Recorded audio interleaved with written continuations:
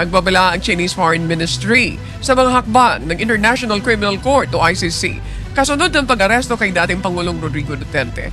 Ayon kay Mao Ning, tagapagsalita ng China Foreign Ministry, dapat gamiting maingat ng ICC ang kanilang otoridad ng alinsunod sa batas at iwasan ang politicization at dobleng pamantayan kaugnay sa pag-aresto nito sa dating Pangulo ng Pilipinas.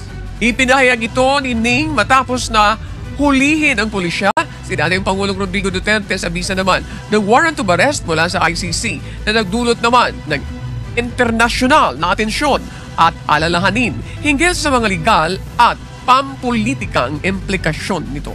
Malaking tagumpay, hindi lang po sa atin as an individual pero on behalf po dun sa mga libu-libong mga biktima ng EJ case. Duterte hinuli na ng ICC, kakasuhan na at posibleng makulong. Nahuli na si dating Pangulong Rodrigo Duterte matapos ilabas ng International Criminal Court, ICC, ang warrant of arrest laban sa kanya dahil sa kontrobersyal niyang war on drugs. Sa gitna ng matinding seguridad, inaresto si Duterte sa Manila Airport matapos niyang lumapag mula sa isang biyahe sa Hong Kong. Ano ang mangyayari kay Duterte matapos siyang ipahuli ng ICC? Makukulong na ba ito? Yan ang ating aalamin.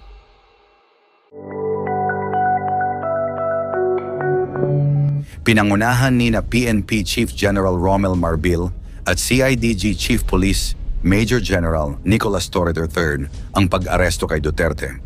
Pagdating nito sa Ninoy Aquino International Airport Terminal mula Hong Kong, ayon sa palasyo na tanggap ng Interpol Manila ang opisyal na warrant mula sa ICC umaga ng Marso 11 at agad na isinagawa ang pag-aresto. Kini-question naman ngayon ni Duterte sa isang video na kumalat online ang tungkol umano sa kanyang walang basehang pag-aresto. Is the law and what is the crime that I committed? Sa isang video din sa airport, sinabi niya pang, You will just have to kill me. Kung hindi ako papayag, kung kakampi ka dyan sa mga puti. matagal nang ipinaglalaban ng mga pamilya ng libu-libong napatay sa kampanya kontra droga ang hustisya. At para sa kanila, ito na ang simula ng pagsingil sa dating Pangulo. Ayon kay Leila de Lima, isa sa pinakamatinding kritiko ni Duterte na nakulong sa ilalim ng kanyang administrasyon, this is not about vengeance. This is about justice finally taking its course. Sa kabila ng kanyang edad na halos 80, hindi ito naging hadlang sa ICC upang panagutin siya sa tinatayang 30,000 katao na nasawi sa madugong operasyon ng kanyang gobyerno. Ang National Union of People's Lawyers na kumakatawan sa mga biktima ay naglabas ng pahayag na nagsasabing, justice is finally catching up. Pero ang tanong na ngayon, matutuloy ba ang paglilitis? O may mga taga-suporta siyang magtatangkang sagipin siya mula sa kamay ng batas? Ang lumalalang kondisyon ni Duterte, matapos arestuhin, makikita sa mga social media posts ng anak na si Kitty Duterte at ng ibang mga media outlet ang kondisyon ng dating presidente. Ayon sa kanyang doktor, tumaas lalo ang kanyang blood sugar level, 328 milligrams per deciliter sa kabila ng kanyang regular na insulin regimen. Dahil dito, pinapayuhan siyang makonfine upang maiwasan ang diabetic ketoacidosis, DKA, isang malubhang kondisyon na maaaring humantong sa koma o kamatayan kung hindi maagapan. Ayon kay Dr. Rosa Allen Sai, tumataas ang panganib sa kalusugan ni Duterte dahil hindi epektibo ang kanyang kasalukuyang insulin treatment. Sa kabila nito, sinabi ng kanyang anak na si Kitty Duterte na hindi umano pinapayagan ng mga awtoridad ang kanyang ama na makatanggap ng agarang medikal na atensyon. Maging ang kanyang anak na si Davao City Mayor Baste Duterte ay nagsabing tila pinapatay ang kanyang ama sa pamamagitan ng pagpigil sa kanya na magpagamot. Ilang oras lamang matapos i-detain sa awtoridad ng Pilipinas, dumating sa Villamor Air Base ang isang chartered Learjet na umano'y magdadala kay dating Pangulong Rodrigo Duterte patungo sa The Hague, Netherlands, ang kuta ng International Criminal Court, ICC. Pinabibilis na ang proseso ng paglilipat dahil ayon kay Atty. Cristina Conti, kailangang agad na madala sa ICC ang mga inarestong individual na may kasong crimes against humanity. Sa kabila ng matinding pagtutol ng kanyang pamilya, tila wala nang atrasan ito at ilang araw lamang maaaring litisin na siya sa loob ng ICC. Ano ang ICC at bakit may karapatan silang manghuli? Ang International Criminal Court ICC ay isang pandaigdigang hukuman na may layuning litisin ang mga taong may kinalaman sa malulupit na krimen tulad ng genocide, war crimes, at crimes against humanity. Hindi ito tulad ng karaniwang korte sa isang bansa.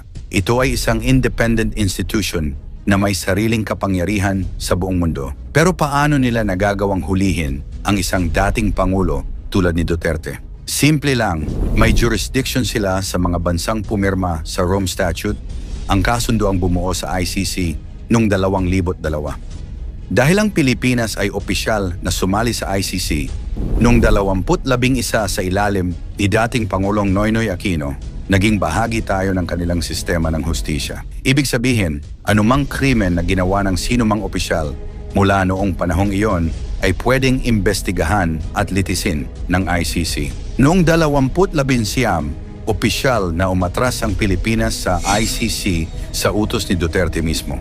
Isa itong hakbang para protektahan ang sarili niya mula sa investigasyon sa madugong war on drugs na sinimulan niya noong 2016. Ang tanong, kung umalis na tayo, bakit may jurisdiction pa rin ang ICC? Ayon sa Rome Statute, kahit umatras na ang isang bansa, may kapangyarihan pa rin ang ICC na imbestigahan at litisin ang mga krimen na ginawa bago pa umalis ang bansang yon. Dahil sumali tayo noong 2011 at lumabas noong 2019, lahat ng krimen mula 2011 hanggang 2019 ay saklaw pa rin ng ICC. Kaya kahit hindi na miyembro ang Pilipinas ngayon, may karapatan pa rin silang hulihin at litisin si Duterte kung may sapat silang ebidensya. Sa isang banda, ang pag-alis natin sa ICC ay nagpapakita ng paglaban ng gobyerno ni Duterte sa pandaigdigang hustisya.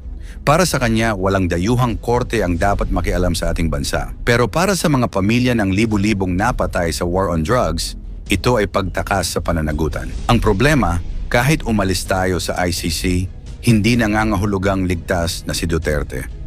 May posibilidad na mahuli siya sa ibang bansa na miyembro pa rin ng ICC at doon siya litisin.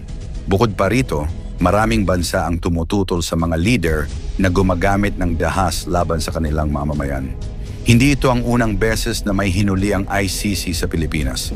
Matatandaang si Jovito Palparan, dating general ng AFP, ay kinasuhan sa international courts dahil sa kanyang koneksyon sa mga sapilitang pagkawala at pagpatay ng mga aktivista. Bukod sa kanya, naging sentro rin ng investigasyon ng ICC ang mga dating opisyal ng gobyerno na nasangkot sa malawakang paglabag sa karapatang pantao. Gayunpaman, wala pang opisyal na na-extradite patungo sa The Hague, kaya kung matutuloy ang paglilipat kay Duterte, siya ang magiging unang Pilipinong ipapadala sa ICC upang harapin ang kaso ng crimes against humanity. Ang mga pangyayaring ito ay nagdulot ng espekulasyon na maaaring ginagamit ng administrasyon ni Marcos ang pagkakataong ito upang pahinain ang impluwensya ni Duterte at ng kanyang mga kaalyado. Kung magpapatuloy ang ganitong mga hakbang, maaaring magdulot ito ng malaking pagbabago sa balanse ng kapangyarihan sa politika ng bansa at posibleng magtapos ang dominasyon ni Duterte sa politika.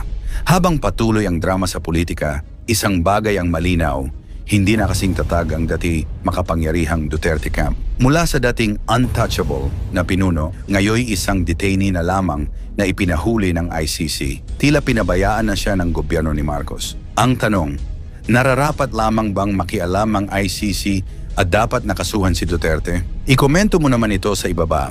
Huwag kalimutang i-like at i-share. Maraming salamat at God bless.